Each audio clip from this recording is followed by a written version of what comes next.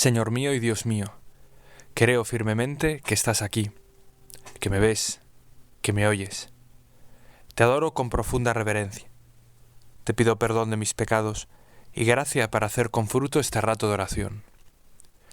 Madre mía Inmaculada, San José, mi Padre y Señor, Ángel de mi guarda, interceded por mí. Me decía un amigo un poco malvado que de las homilías y de las meditaciones de los curas, al final la gente solo recuerda las historietas y los chistes. Y la verdad es que el comentario no me animó mucho, pero bueno, también es verdad que a veces a uno se le quedan otras cosas. A mí me ha venido hoy a la cabeza una frase que dijo precisamente un sacerdote en una meditación. Fue en la primavera pasada. Era un día por la mañana y la verdad es que yo estaba muerto de sueño.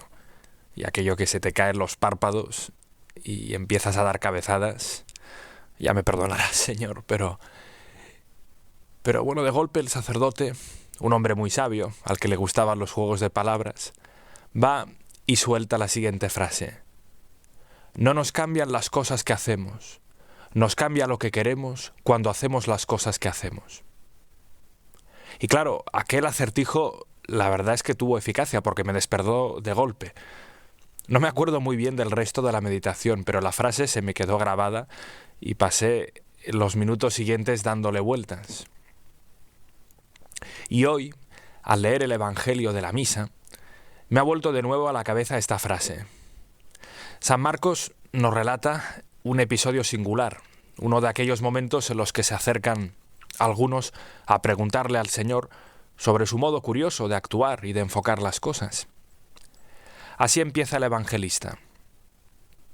En aquel tiempo, como los discípulos de Juan y los fariseos estaban ayunando, vinieron unos y le preguntaron a Jesús, los discípulos de Juan y los discípulos de los fariseos ayunan, ¿por qué los tuyos no? Bueno, con el ayuno hemos topado. Es que el tema del ayuno era un temón en tus tiempos, Señor. Porque la ley obligaba a ayunar una vez al año, con ocasión de la fiesta de la expiación. El ayuno servía para disponerse a la fiesta, para humillarse ante Dios, para merecer el perdón. En tiempos del Señor, los fariseos, de hecho, lo practicaban con mucha frecuencia. Ayunaban no una vez al año, sino 2 veces por semana. El ayuno se había convertido en una especie de práctica habitual entre la gente de bien. Una práctica que se valoraba positivamente. Por eso algunos se empeñaban en que se notara que ayunaban. Y claro, el hecho de que los discípulos de Jesús no ayunaran, pues rompía un poco los esquemas. ¿Cómo era posible que los seguidores de ese hombre no ayunen cuando ayunan todas las personas respetables, cuando ayuna toda la élite religiosa? Allí había algo que no cuadraba, y por eso se acercan a preguntarte, Jesús. Y tú, Señor, le sales al paso con una respuesta que tiene mucha miga. Les dices, ¿es que pueden ayunar los amigos del novio mientras el novio está con ellos? Mientras el novio está con ellos no pueden ayunar. Llegarán días en que les arrebatarán al novio y entonces ayunarán en aquel día. El Evangelio sigue, pero yo me quedo aquí porque esto es sorprendente. Señor, qué grande eres. Es que releo tu respuesta y no tengo otras palabras. Qué grande eres, Jesús. ¿Por qué no te impacientas con ellos? Ni les abroncas, No, les ayudas a examinarse. Les ayudas a ponerse delante de sus motivos. Les animas a ir al fondo de la cuestión. El problema no era el ayuno. ¿Cómo iba a ser un problema el ayuno, Jesús, cuando tú mismo ayunaste antes de empezar tu vida pública? ¿Cómo iba a ser el ayuno un problema en sí mismo, cuando dijiste, Señor, que no habías venido a derogar ni una coma de la ley? ¿Cómo iba a ser el ayuno un problema cuando la Iglesia, nuestra Madre, nos anima al ayuno en algunas épocas del año? Yo me imagino, Jesús, que tú no veías el ayuno como algo problemático. No, el problema estaba en otro lado. El problema no era el ayuno, sino para qué el ayuno. El problema no era el qué, el problema era el para qué. El ayuno debía ser un medio para disponerse ante Dios. Ese era su sentido. El ayuno no era un fin en sí mismo, sino un medio que debía permitir disponerse ante Dios, ante el Mesías. Si los fariseos ayunaban 2 veces por semana, ese ayuno debería haberles llevado hacia ti, debería haberles ayudado a reconocerte a ti, Jesús, porque para eso estaba el ayuno, esa era su función. Y sin embargo los fariseos, muchos de ellos por lo menos, pues no te reconocieron, Jesús. Y es paradójico porque vivían un conjunto de medios que debían facilitar reconocerte y en cambio eran los más ciegos de todos, los más tozudos. Y es que quizás, Señor, tú les estabas advirtiendo a ellos con tu respuesta que el ayuno se les había convertido en un fin en sí mismo, no en un medio. Porque parece que la cantidad de ayunos equivalía al nivel de perfección espiritual. Con los ayunos y con tantas otras prácticas, los fariseos compraban su propia salvación, como cuando le echas unas monedas a una máquina de refrescos que hay en las estaciones de metro y te sale una Coca-Cola. Incluso en el Evangelio se nos dice que algunos demacraban sus facciones para hacer ver a los demás que ayunaban, como si el ayuno fuera para los demás, como si el ayuno fuera un escaparate para lograr reconocimiento social. Y es que el ayuno y todas esas prácticas no tenían y no tienen otro sentido que no sea llevarte a ti, Jesús. Es lo que decía el sacerdote que predicaba la meditación a la que me refería al inicio.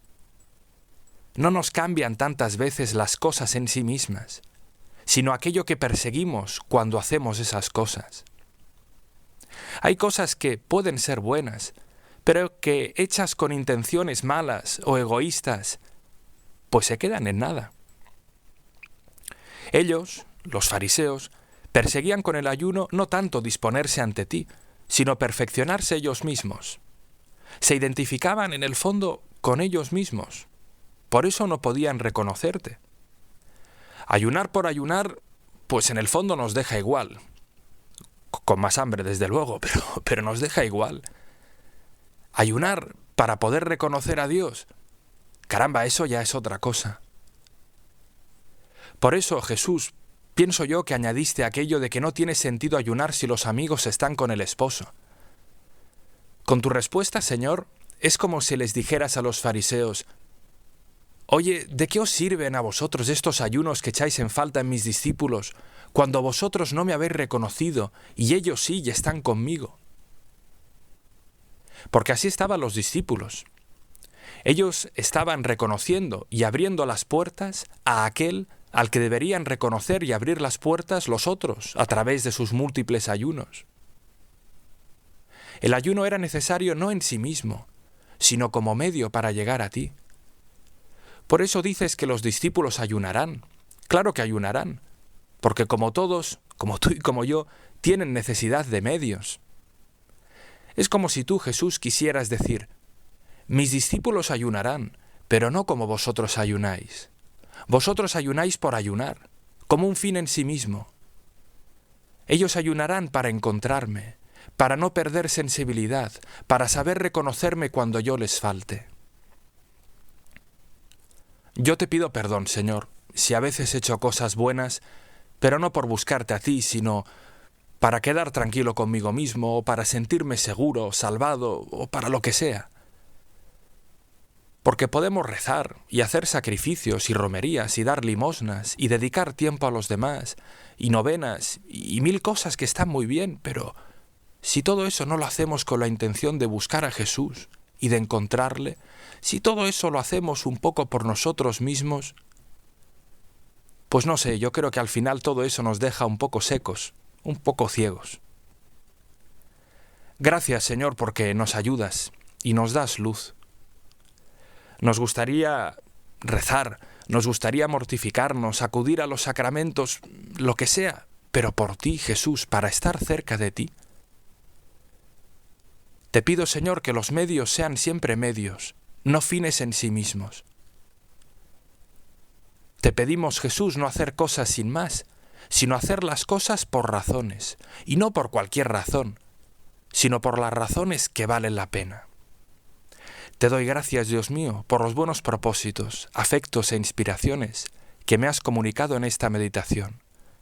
Te pido ayuda para ponerlos por obra. Madre mía Inmaculada, San José mi Padre y Señor, Ángel de mi guarda, interceded por mí.